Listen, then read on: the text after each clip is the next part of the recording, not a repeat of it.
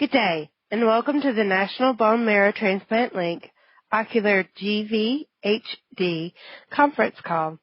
Today's conference is being recorded. At this time, I would like to turn the conference over to Jennifer Gillette. Please go ahead, ma'am. Thank you so much, Casey, and thank you all for being here with us today. Yes, my name is Jennifer Gillette, and I'm the staff social worker at the National Bone Marrow Transplant LINK.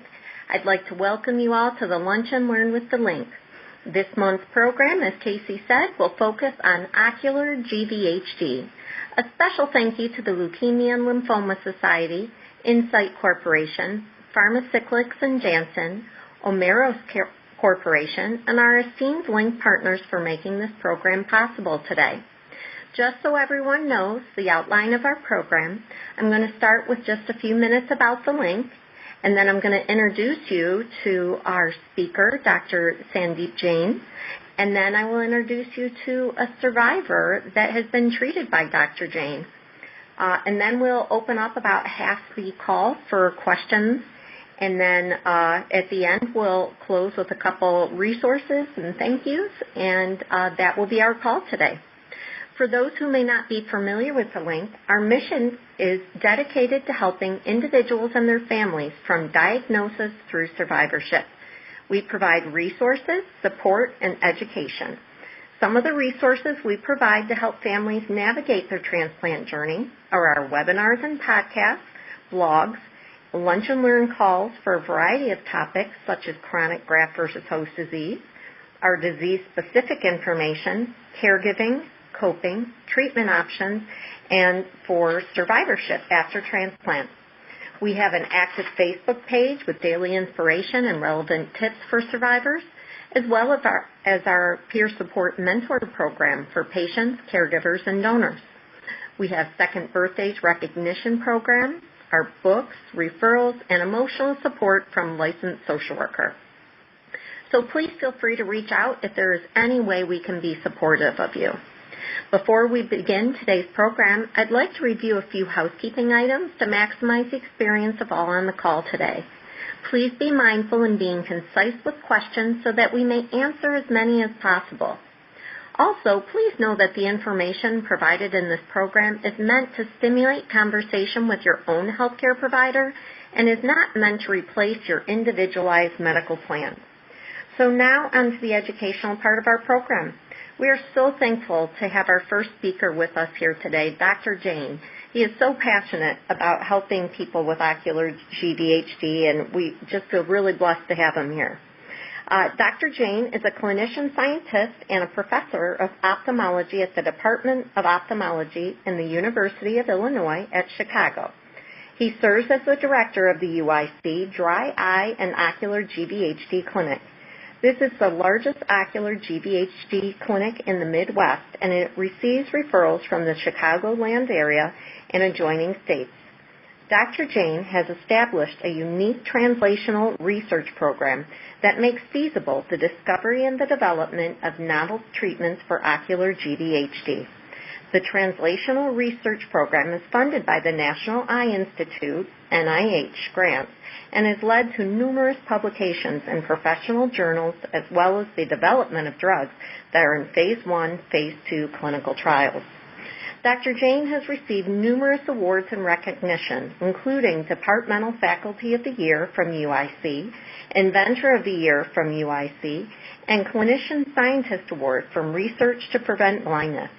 He has been named the top doctor in Chicago by Castle Connolly and Best Doctor since 2007, and he has received the American Academy of Ophthalmology's Achievement Award.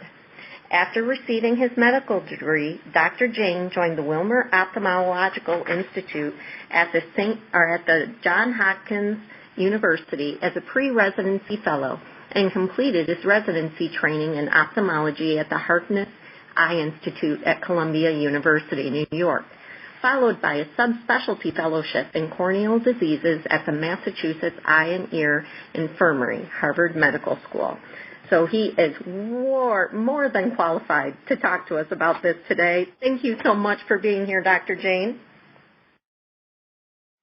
Thank you, Jennifer, and thank you for that very generous, if not a little bit long introduction, might use your recording for future introductions. But thank you so much, and thank you, Casey, and most of all, thank you, Marilyn, for being here to share your experience with Ocular GVHD.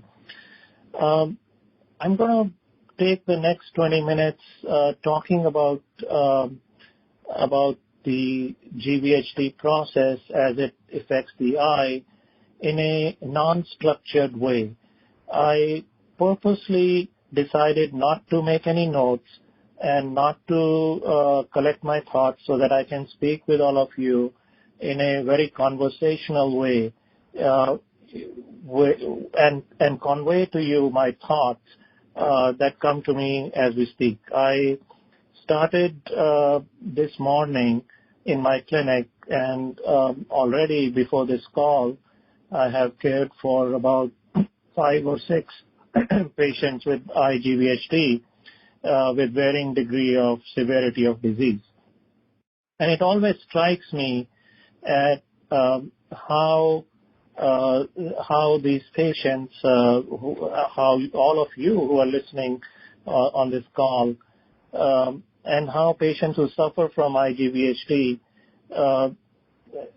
how much their lives get impacted, whether it's taking care of their eyes using eye drops, whether it's struggling with light sensitivity, with mucus discharge, with blurry vision, with discomfort. It is something that affects all of you, and the impact on the quality of life is substantial. And in many ways, this is not appreciated as much as it should. And that's something that always strikes me. What is ocular GVHD? Well, after bone marrow transplant, a whole lot of immune dysregulation happens when the bone marrow transplant procedure is performed, and the surface of the eye gets involved in about 50% of patients who get bone marrow transplant. And the highest risk we see is between 7 months after bone marrow transplant procedure and lasts about 2 years, till about 2 years. So this 1.5 year period, starting about 6 months after transplant to extending to about 2 years after transplant, is really the time that we see most of eye problems happen. One of the questions that I get is, very often I get is that, well, will it go away? Will it burn out? Is there a time after bone marrow transplant when everything will end and this problem will go away? Well, in a sense, possibly that it becomes less severe, but the damage done to the surface of the eye in terms of tear production loss and other damage to the surface, that persists, and the dry eye situation is going to persist. There's chances that you're going to be on some kind of treatment long term, even after 2 years. That is probably the reality. But perhaps the treatments may not be that aggressive as the time from transplant increases. The thing that we all should remember right after bone marrow transplant, and some of you have already had bone marrow transplant a long time ago, so it may not be applicable to you, is that it is not a very good idea to ignore symptoms, especially right after bone marrow transplant. Whether that's light sensitivity, whether that's mucus coming from the eye, or whether that's redness, or whether that's foreign body sensation, grittiness feeling, or discomfort, one cannot ignore that and think that let's just go and use some artificial tears or use some commercial eye drops, whether they are prescription drugs, Restasis, and so on, and it'll be okay. Because this is the if there is one thing that is probably the greatest misinformation or misconception about GVHD, it is that it is regarded as just another dry eye. It's not. It's much more than that. The treatments that are needed are much more than that, than just another dry eye. You cannot treat it with just artificial tears. How do we think about it? Well, to diagnose it, we do a series of tests, measuring tear production, how the oil-producing glands look, how the surface looks, how dry it is. There are a whole lot of tests that we do. And the purpose of those tests is to figure out how dry the eye is and how inflamed the surface of the eye is. Once we figure that out, we start the patient on treatments. And the kind of treatments that we use in my clinic are very potent anti-inflammatory treatments. They're much more potent than Restasis and Xiidra and artificial tears. Generally, we give steroid eye drops and some other compounded eye drops which have very strong and potent anti-inflammatory actions on the surface of the eye. That's very important to understand that this condition may need the use of steroid eye drops to really control the inflammation because it's so severe. The reason why we are so aggressive also is because there's a window of opportunity. If we intervene early, get the inflammation out as soon as possible, that's what is going to work. And it's pretty logical, isn't it? If there is a lot of inflammation on the surface of the eye, why would you want the inflammation to stay there any longer than it has to? I mean, you need to get it out right away. And that's why an aggressive approach to reduce inflammation is warranted. Also, let's talk about logic here. And I think all of you need to understand what we are trying to do. Inflammation on the surface is what we are trying to reduce. So how can we do that? Well, how about using some saline drops to rinse the eye out? Perfect. Very good idea. And I think that's what a lot of our patients do, use normal saline eye drops several times a day to just get rid of the inflammation from the surface in a physical sense. There is a controversy about punctal plugs here, and that is something that requires more talk. But if the idea is to get rid of inflammation on the surface, to us it doesn't make sense to block the puncta to keep the inflammation there longer. So we avoid that, and that is a controversial aspect of treatment in some centers. One thing that is very important is that all the eye drops that are used should be non-preserved. Every steroid eye drop that's available on the market is preserved. Why do I say that? Because most of the drops that are a chemical called benzalkonium. Benzalkonium is toxic to the surface, and it kills the corneal nerves, which are already under attack from the inflammatory processes that occur with ocular GVHD. So you don't want to do that. So please do not use preserved eye drops to the extent possible. Sometimes it's just a matter of what can you do about it, because if there is you have glaucoma in addition to all the other things, GVHD, those drops are preserved, and that becomes a problem. But again, to the extent possible, and there are many choices, we please make sure that you're not using preserved eye drops. Another thing that we use quite a bit to treat our patients are contact lenses. We use silicone hydrogen contact lenses, daily wears, disposables, which really make a patient very comfortable. It's kind of counterintuitive. Why in a dry eye would one use a piece of plastic? Wouldn't that be bad? That's the conventional thinking. But we have realized that a contact lens adequately, if you use artificial tears to wet it adequately, it's a very good strategy to make patients comfortable. There are several varieties of contact lenses. Soft contact lenses are there. We go to scleral contact lenses, the kinds that are called prose lenses. They really make a huge difference in the quality of life. I cannot tell you how many patients I've treated with PROS contact lenses, and they've told me that their lives have changed after they've used these contact lenses. And same is true for the treatments that we give. Once the inflammation is controlled aggressively and once the surface is protected by contact lenses, it just makes such a profound difference in the quality of life that it's unbelievable to see the same patients who had come to me before treatments suffering and then are happy and they can do the things that they want to do. It's very heartening to have my patients tell me that before all these treatments they were not able to read even a chapter in a book, and now they can read whole books. It is a lot to look forward to. That's my next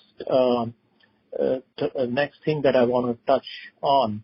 That as much as some of you may think that your eyes are not doing well and it's affecting your life in a profound way, I want to assure all of you that there is a lot of treatments, lot of interventions that we have that can help you. There is absolutely no reason to feel disheartened that because of the IGVHD you are now going to be suffering. You won't. We have a lot of treatments that can help, and there are more on the horizon. And the NIH is working on roadmaps that can help better treatments, better ways of getting those treatments, and so on. The other things that can happen are because there is a lot of steroid use that happens systemic, and we may give as eye drops. Cataracts can develop, which is also very common. But again, I want to make everybody comfortable in the thought that if you do develop a cataract, the complications of cataract in you with ocular GVHD are no more or no less than anyone who does not have ocular GVHD. So the outcomes are very good. So if surgery is needed, we do it, and the outcomes are good. Glaucoma is a problem, and like I said, because most of the eye drops are preserved, we need to go to eye drops that are not preserved. Some questions I was looking at, and I'm going to address one of them over here, is the eye makeup. That's fine, and don't worry about it. It's no contraindication. You can use eye makeup, no problems, till the time you can tolerate it fine. Of course, different people would have a preference for different types of makeup, and your eyes are going to be sensitive to one product versus another. By trial and error, you would know which one works for you. If you want to use that, that's fine. It's not going to make the GVHD go worse if you're able to tolerate it from a comfort perspective. I think for all of you who are listening to me, I would suggest that you be your own advocates as it comes to about your eye care in front of your bone marrow transplant physicians and in front of your eye care providers. I think you need to ask the right questions. You need to ask about the inflammation part of it. You need to ask about the treatments that are possible. And I think you have to be advocating for your treatments. Why am I saying that? Because too often there is a risk that your condition will get treated as just dry eye with artificial tears or not much treatments, and that's not going to lead to good outcomes. So all in all, I think I have another 5 minutes to talk more about maybe I can touch base on some of the things that we do at the UIC Ocular GVHD clinic, so that you know what a ocular GVHD examination and treatment looks like. When patients come to our clinic, we go through a structured examination, which means we put numbers on a patient's misery by using standardized tools, questionnaires, and then after that we do many imaging tests which quantify how fast the tears are breaking up, how red the eye is, how the oil-producing glands look, how much is the thickness of the oil layer on the surface of the eye. Then we measure the tear production by performing a Schirmer test to see how much tears we can produce over a period of 5 minutes. We also use an MMP9 test, which is called inflammadry test, to dab some tears out to check for the presence of inflammation in tears. We look at your eye through a slit lamp, look for the telltale signs of ocular GVHD, whether there is scarring in the conjunctiva, whether there is, we put a blue dye and a yellow dye on the surface of the eye to see how much dryness there is on the surface of the eye. We look at the cataracts to see if there are any cataracts present and so on. And after that, we also now do another exam called a Confocal Microscopy. We look inside the cornea to see how the corneal nerves are. Because in a lot of patients, we find that the corneal nerves are affected. They are damaged, and that leads to chronic disease. We look at inflammatory cells inside the cornea that can guide us to how much steroids we should give.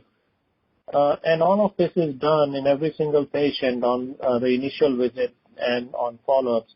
We have, and I cannot do this all alone. We have a multidisciplinary team where we have our contact lens service, which specializes in fitting contact lenses in patients with IGVHD, whether it's soft contact lenses or whether it is scleral lenses or closed lenses.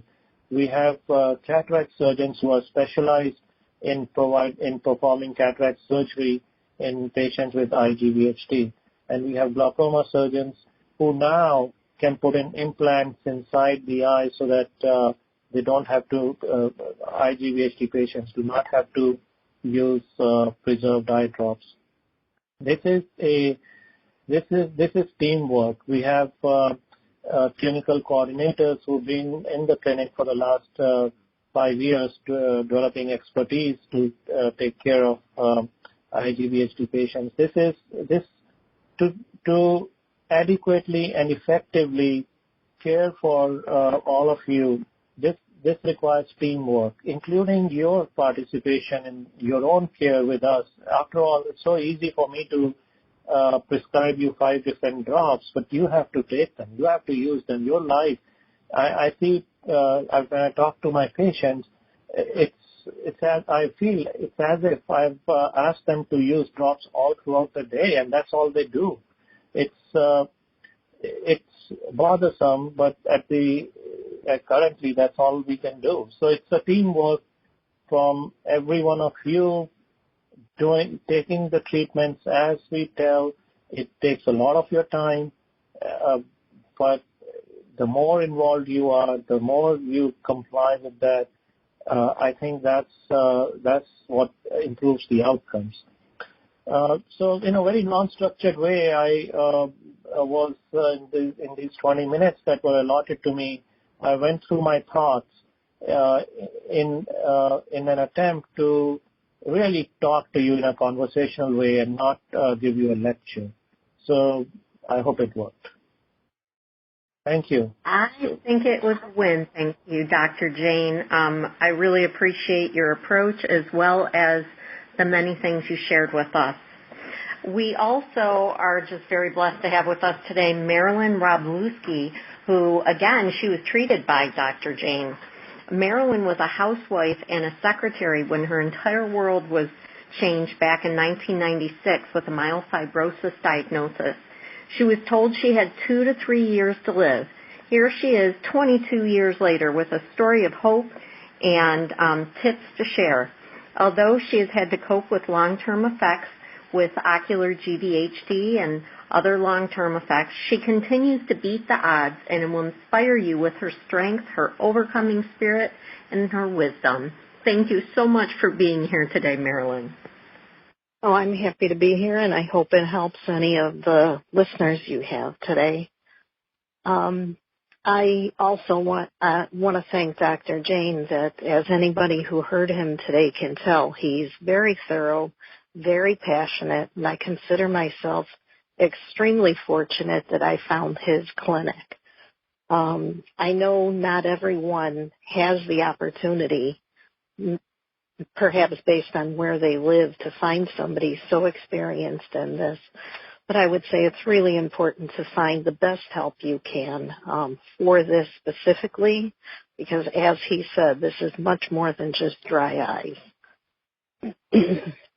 I've had the opportunity to get a number of the treatments he discussed. I do use the Scleral lenses, and there is a special department that fits them. I do use Serum tears. That's a product made from my own blood. I find the combination of the Scleral lenses and Serum tears to be the best payoff of anything I do, but that's just the topical relief. Dr. Jain is the one that I'm putting my trust in to understand what's controlling the inflammation and other aspects of this. I also I take other medications that he's prescribed. There's a consistent use of an antibiotic, the steroid drops. He's recommended compresses. That definitely gives relief and is a really simple thing to do. I can even wear sunglasses, and typically people say goggles, but there are some that are pretty fashionable, if you want to say. Anything you can do to limit the exposure to wind or the climate. So just being in a room that has better humidity and staying hydrated, closing your eyes every once in a while, taking breaks.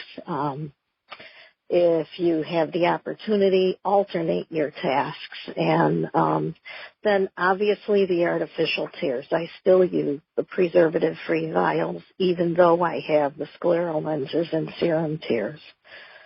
And even though you do all that, the symptoms fluctuate from time to time. So I think carefully managing the systems and adjusting the treatments is probably the most important thing to stay on top of. It is possible to improve it by managing it carefully. I've finally come to the conclusion that this isn't going to completely go away, but there are a lot of things I can do to deal with it. And short of preventing damage from the inflammation and scar tissue before it happens, this is the best you can do for my stage of the game. I hope that future GVHD patients have more treatments, and I'm happy to hear Dr. Jain say that NIH is working on it, because I have always felt some frustration that this was extremely under-recognized. And any opportunity to get the word out, to understand it, and to treat it is extremely welcome. I'm sure he would second that a lot of people just don't know what's out there. So I would say whatever ophthalmologist you're seeing, do your best to let them know what you're experiencing and see if they can help you find whatever treatment is available. So with that, I hope that this can help other people with the issue. It's very, very annoying to have every aspect of life affected, whether you're going for a walk or drive or even watching TV and even sleeping. It affects you. So find ways, don't give up, keep going, look for a way to treat it. There are things available, more than I realized early on. So I'm happy to be at this clinic. I'm happy to participate in this call and hope that it can help anyone else in this situation. Thank you so much, Marilyn. Those were some great tips and a lot of great practical tips, too. I have to ask you, on those days that are tough emotionally where, maybe the eyes are just giving you extra problems, I know you have a lot of great practical tips, but what gets you through on those tough days? Reminding myself that it's temporary, because I know I have reasonably good days too. So, after being through the 20-plus years, you have to have a certain set of things you tell yourself that get you through it. I know I had my transplant at Fred Hutch in Seattle, and when I was there was a nurse that said, I would do okay, even though I was at my lowest point, because she said, you were motivated to get home. I had a 3-year-old daughter at home at the time, and that I do what they tell me. And that's so critical. Cooperate with your treatment team. So just stay strong, seek the help, and then do what they suggest to you. That is very good tips there, Marilyn. Thank you so much for being here with us today. And Casey, on that note, can you please let our callers know how they can ask questions? Yes. If you would like to ask a question, please press *1 now. If you are using a speakerphone, please ensure your mute function is turned off to allow your signal to reach our equipment. A voice prompt on your phone line will indicate when your line is live and open. Please state your name before posing your question. If at any point you would like to remove yourself from the queue, you may press *2. Again, to ask a question, please press *1 now. We'll pause for a brief moment to allow everyone the opportunity to queue for questions. When we are waiting for questions to come in, I have one for you, Dr. Jain, that I received. Can ocular GVHD affect the retina? This person shares that 5.5 years after my stem cell transplant, I developed blurry vision in my right eye. The cause was diagnosed as a lack of oxygen to the retina, which caused a buildup of fluid under the retina lining and the growth of my tiny blood vessels in the retina. I've been having a series of shots into the eye which seem to be correcting the problem. But could this be due to ocular GVHD? Typically not. The way I hear this condition being described, it is very similar to what may happen in diabetes or in wet macular degeneration, where blood vessels grow under the retina and leak. That's what diabetes does typically. Having said that, there's just so many things that happen with bone marrow transplant in terms of what goes wrong with the immune system. And the diseases that we traditionally think of how they would present, whether that's diabetes or macular degeneration, even they change the way they would manifest. So at some point, it may become difficult to tease out what is causing what, whether it's the GVHD contribution from the immune dysregulation, or it was underlying diabetic issue or a macular degeneration issue. It'll be a difficult tease. But the treatments from a therapeutic perspective, how we treat it, that would stay the same. And what I think is happening is that they are giving anti-VEGF shots, which are drugs that make the blood vessels go away. If they go away, the leaking will stop and things will get better. So that's the long answer. The short answer is that ocular GVHD complications on the retina, although known, are very unlikely and rare. Thank you so much, Doctor. Okay, Casey, we'll take our first caller. Thank you. Caller, your line is live. Please state your name. Hi, I'm not sure if this is my phone or not, but my name is Jeff Mills, and I had my transplant 2.5 years ago. And I find with my ocular GVHD, it's complicated a little bit. I'm working part-time, and when I'm wearing a COVID mask, my breath ends up going under the mask and then blows across my eyes. Is there a good mask that you can recommend for directing breath away from your eyes? Thanks for the question, Jeff.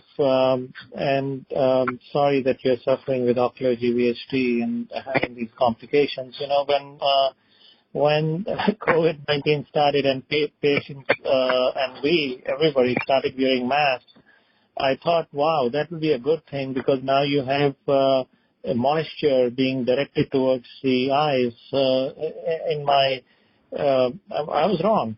All my patients who I saw, whatever the reason for their dry eye, they were telling me how their dry eyes were being made worse by wearing the mask. So this is something that is a problem. What can we do about it? Well, here's the two things. You know, the mask is there for a purpose, which is to protect yourself and others, and has to be worn in the correct way for it to be effective. So if I were to say, well, lift the lower end so the air escapes from this, would defeat the purpose. So we have to assume that you have to wear the mask. And what do you do if the air is going towards your eyes? I think there are these moisture chamber glasses that you can try. They have a seal around the eye. There's 7 eyes one. They're online. You can find more. There is either a foam backing. These are the kind of glasses when you ride motorcycles, you wear for preventing air coming in the eye, or the swimming goggle kind of things. The same general idea. I know it will be hideous if you walk with things like that, but that may be one way in which you can prevent the moisture hitting your eye. It is a problem with glasses. People walk and the glasses get fogged, and they have to just deal with it somehow. I'm sure all of you have who wear glasses have experienced that, the fogging of the eyeglass, when you wear the mask. Jeff, the best thing would be for everybody to get vaccinated and for COVID-19 to go away, and then this problem will go away. Yeah, I don't know if I'm still connected or not, but I was thinking when you mentioned the contact lenses might be a good thing, and then glasses won't fog, as well as although it won't necessarily protect in the wind. But I really agree with the comment from the patient that living the moment too is a very good way, because you're going to have ups and down times, and it's good to look forward to the up times, and you can always make it through an individual moment. And there's so many treatments. So thank you very much for your help. Yeah. Jeff, you're absolutely right about the contact lens, and that is one way to take care of this. Okay, thank you, Doctor. Thank you so much. Can we have our next caller, please? Caller, your line is live. Please state your name. Hi, doctor. My name is John Sabino. I get treated at the hospital at Penn in Philadelphia. My question is blood eye drops. I get blood taken every 3 months or so, and they do two types of drops. They do a PRP, which is a plasma-rich, and then they do a serum eye drop, and I alternate between those two. I find those are both much, much better than the commercial stuff, which burns my eyes. I'd like to get your opinion on the blood eye drops, please. Yeah. So thank you, John. And this is, as Marilyn also referred to this, the serum tears. What we do is we draw blood out and spin it, and the liquid component of it is removed, and that is dispensed as eye drops. And that liquid component has many good things. It has oils in it, cholesterol, lipids, and so on, which are very important for the surface of the eye. It has proteins in it, albumin. It has immunoglobulins in it. It has growth factors. When I have to grow cells in my lab, in a petri dish, what we do, we put a little serum on top, and they love it, and they grow. And that's what happens on the surface of the eye. When you put the serum on the surface of the eye, we're just providing the fertilizer, the nutritional components, and the support for the sick cells to rejuvenate and become better. That's the premise of serum eye drops. What is the difference between serum eye drops and PRP? Serum eye drops are very good. We give 50% serum eye drops, which means that all they have is the components I described: the growth factors, cytokines, lipids, oils, proteins, and so on. PRP is if there are platelets in addition to serum, the liquid component, that becomes PRP. Why are platelets important? Because platelets have additional growth factors that can be stimulated. So you can think of PRP as a potentiated serum, where there is more than what is in serum. In theory, this is great. PRP has been used in sports medicine when they give injections in joints and so on to promote healing. We were very excited about PRP, and it goes by many different names. And we started using it. Unfortunately, our patients were not able to give us a good feedback in the difference between 50% non-preserved serum tears and PRP, whether they considered one better than the other. And my experience with this is that although theoretically PRP may make sense, but if you have 50% serum tears, which is preservative-free, that is probably as good as PRP. The difference between the two is that serum tears tends to be much cheaper, of course, because it doesn't require a proprietary way to produce it. And second, you get more quantity of it also. So we haven't seen much of a difference. Some of my patients are doing what you are doing, which is to alternate serum tears with PRP. But if you ask my opinion, I would say that 50% serum tears is probably as good as alternating the two. Great. Thanks very much. Thank you. And we'll take our next question. Caller, your line is live. Please state your name. Hi, Lori Rokes. Yes, thank you to the doctor and Marilyn. I had my myelofibrosis at Fred Hutch in 2003, my transplant. And I have something strange. I have lost peripheral and lower vision. And I don't know the doctor's thoughts on that. It's like if there's a cone, like they're mopping a floor, I don't even see the cone. I can't even see it. And I don't know if that's got to do with GVHD or just something else going on. Thank you, Laurie. Well, it just seems that there are many people from Fred Hutch. We have very good friends over there who treat. Yeah, they're awesome. Great job. Yeah, they're awesome.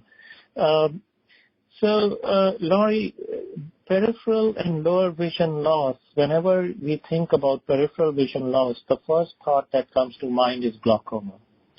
And that's something that I think it needs to be addressed. You need to be evaluated your eye pressure needs to be monitored, checked, see if it's okay or high. Your peripheral field of vision needs to be mapped out with a Humphrey visual field test. A OCT has to be done of your optic nerve to see how your nerve fiber layer thickness is, and this has to be monitored very carefully. Glaucoma is a reversible vision loss, and it is preventable. If it is indeed due to high pressure or even pressure in the normal range, but not good pressure for you, if that is the reason, that needs to be addressed sooner rather than later because it is progressive and it is something, again, which is preventable, and we want to prevent this kind of vision loss. So that's my first thought is glaucoma. Then, of course, there could be some retinal reasons which may be more unlikely, but at the very least, you need to get a dilated exam of the retina to see if there are any peripheral lesions that can explain that. But I would very strongly recommend the first thing. Please go have your eye pressure checked and have the baseline investigations done, and sooner the better. Okay. Thank you. Thank you, and we'll take our next question. Caller, your line is live. Please state your name. Hi, this is Brian from Seattle. Also, I'm a transplant at SCCA. I've tried everything under the sun, including IPL on the lids to knock down the inflammation, but the inflammation just comes right back. And there's no problem with the surface of the eye, but the oil glands were just not producing any oil. So is there any benefit to engaging more aggressive treatments like masking probing with PRP, to induce gland growth, or other types of eye drops like IVIG or any other membrane eye drops? Thank you, Brian, for the question. And it seems to me that the major problem that is the reason why you're suffering is the oil glands. They are a problem. And typically, although we do blame the oil gland issues and atrophy on ocular GVHD, the reality is that a lot of this has already happened prior to bone marrow transplant because of chemotherapy. So this thing is a problem.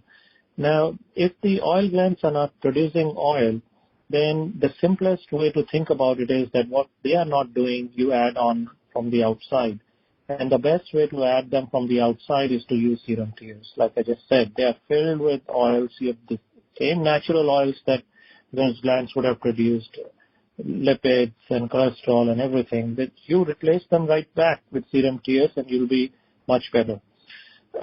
In terms of everything under the sun, that usually means everything under the sun that is commercially available, whether that's IPL, whether that's LipiFlow, whether that's Restasis, Hydra, things like that.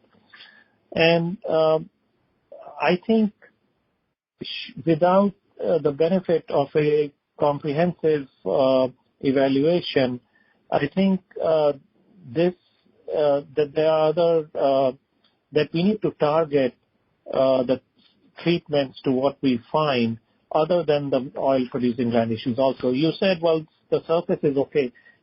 Is there a way in which the surface is okay, but not everything is still okay? Yes.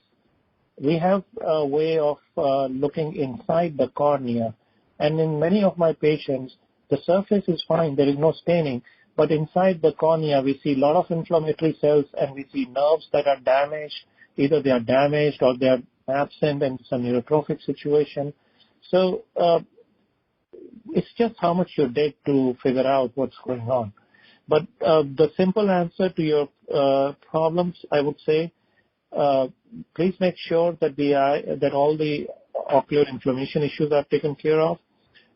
You will probably benefit from serum tears because you're replacing what is lost. In terms of IPL and other things, I think won't be my first choice before doing the things that I'm saying. Contact lens would be a good idea here too. I am wearing scleral lenses, but I'm also wearing plugs. Shall I take them out? The plugs? Depends on whether you have active inflammation right now. It's burnt out. For the scleral lenses, let me comment on that first. If for the scleral contact lenses, if you were to use a little bit of serum in the cup of scleral contact lenses and then apply, we've seen that to be a very good strategy. I don't know whether Marilyn, you are doing this or are doing this, but we give this suggestion to our patients who have bad surface disease, and also in patients who feel that there is dryness sensation that lingers despite the surface being normal. One reason why, Brian, you may feel that the surface is okay, but why am I suffering? I mean, if you do the staining, there is no staining on the surface, but then the discomfort and the light sensitivity and all these things, they still are there. And one wonders why it's not showing on the surface. That's what I meant, that it may not show on the surface, but if you look inside the cornea, the nerves, around the nerves, there may be problems. We do know that the nerves get damaged in ocular GVHD. A lot of my patients, now that we are doing these tests, we know that happens. How do you treat that? There are ways then to try and help in those situations. So scleral lenses are fine. I would suggest using serum tears inside the cup of scleral lenses. That would work and help. And what was the other thing you suggested? I missed blanking on it. The IVIG compound drop and amniotic products like Regenerize or Stimulise. So IVIG came from my lab. So as a disclaimer and the conflict of interest statement, I have to tell everybody on the call that we were the inventors of this therapy for dry eye disease and so on. So please take my comments with that background. IVIG is an investigational therapy right now, and we have used it off-label in ocular GVHD in many patients, and we have found a very good outcome, good response when used along with steroid eye drops and serum tears. The three together seem to work very well because they target different components of the inflammation and surface disease. So when you put them together, we see a wonderful recovery in many patients.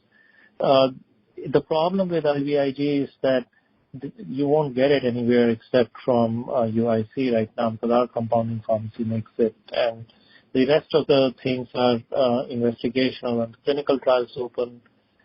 We can enroll, but we can't send the drug from here to other places. I know in Fred Hutch they were very interested in getting this, and we are working to see how we can make that happen. But these are off-label treatments, and one needs to think of them as such. If I can add a comment to Brian, this is Marilyn. I did try punctal plugs and even punctal cautery early on, and if you're already using the scleral lenses, adding the serum tears to the bowl of the lens is extremely soothing. So I would encourage you to try it like Dr. Jain is suggesting. Yeah, I've been doing that since day one. Like I said, I've tried everything under the sun, and my next thing to try is neurostimulation. There's a new device on the market stimulating the nerves on the nose to produce tears. So I'm trying. Mm-hmm. Well, all you can do. Brian, probably means that your tear production is also very low to non-existent if you're going to be trying that. I think what you are describing with you told me that the surface doesn't look that bad, right? Yeah, the surface is protected by the lenses, so it's, there is not much staining. It is just no oil production, even after, all the treatments for inflammation. So if there is not much staining and surface is protected by contact lens and you're still having a lot of discomfort, then it very clearly points towards corneal neuropathic pain at this point, which means that your nerves inside your cornea are the issue. Okay, I'll look into that. Thank you. Thank you. And we'll take our next question. Caller, your line is live. Please state your name. Hello. You've been talking about local solutions. I'm thinking of, I'm starting Jacophy today. Do systemic solutions show any benefit for ocular GVH? Yes. There are, think about it this way, that the whole problem started because you had the bone marrow transplant. So it was something that was systemic that led to the inflammatory attack on the eye. So if you were to effectively treat the systemic component, the eye would benefit. But that's the double-edged sword everybody keeps talking about, which is that the fact that the transplant works, that it works when the immune dysregulations and all occur and you have the various manifestations of the transplant working, which has manifested as disease. So systemic treatments can have an effect on the surface of the eye. For example, prednisone, if you give, it will quieten the eye. If you give systemic prednisone, of course, it has its own side effects. Jacophy, I think it's a great idea. I have seen a lot of patients of mine who, when they have started Jacophy, after it kicks in, month or two, their eyes respond, and it has a good effect on the eye. I'm happy that you are going to be placed on Jacophy, and I think if I have to predict, I would say that in a month or two, you would probably see that your eyes are doing a little better. Does tear production increase? Well, that is probably unlikely. But what is going to happen is that the inflammation and the inflammatory component, which is driving the eye to have discomfort and which is driving the eye to be red and producing the mucousy discharge, light sensitivity, the gritty feeling, the foreign body sensation, the inflammatory component that drives this, that's the one Jacophy is going to have effect on. Whether Jacophy is going to improve the function of the eye that's already lost, that's unlikely. By that I mean inflammation has already destroyed the ability of lacrimal gland to produce tears. That destroyed ability is unlikely to recover. Same way with the oil-producing glands. If the oil-producing glands have been already destroyed by inflammation or chemotherapy, they are unlikely to regenerate. Unfortunately, at this stage of the game where we are at our current state of knowledge and treatments, we are unable to revive already lost function. But we do a very good job at managing the inflammation and the quality of life diminishing discomfort that happens due to all the dryness and inflammation. Great. Is there any less expensive alternative to Jacophy that's effective? I'm not an expert. You were also at Fred Hutch, I guess. If you were, I would encourage you. I'm in Rochester, New York. Okay. Well, I'll have a conversation. I will encourage you to have a conversation with your oncologist regarding this. It would not be a good idea for me to give suggestions in their domain. I understand. You're right. One thing I will so add much. to that conversation is if anyone is having difficulty with the cost, one, you are welcome to reach out to us directly, and I am happy to try to share some resources. But with medications in general, there is a website that people can check out. It's called needymeds.com, Needy. And it has a list of all the different pharmaceutical companies and their assistance programs and what the criteria is for those programs. So if anyone does need help like that, there is that, or you can reach out to us, and we're happy to try to connect you. But we are done with our hour, and I just want to thank everyone that participated today. I thank you, Dr. Jain, for sharing all of your knowledge, and for Marilyn really just giving tips that have really worked for you, as well as mentally how to cope with all of this. And I want to remind everyone, next month we do have another Lunch and Learn. That one will be on the importance of reconstitution to immunity post-transplant and how that can affect overall well-being. And then also I want to point out, just as Marilyn and Dr. Jain had spoke about, that if you're looking for ways to give back, it's really important to share with the people that make the laws and give the insurance coverage that, ocular GVHD is an issue that needs more funding. It is a disease that requires more than someone sitting with a doctor for 5 minutes, which is very standard with insurance. So I encourage people to reach out and try to help the cause if you can, as well as also if anyone ever wants to be a peer to help give back to other people that are going through this that could use some support, we would greatly appreciate hearing from you.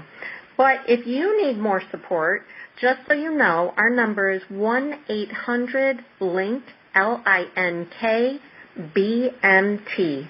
But thank you again to our speakers, our sponsors, our LINK partners, and all of you for joining us today. Have a great day.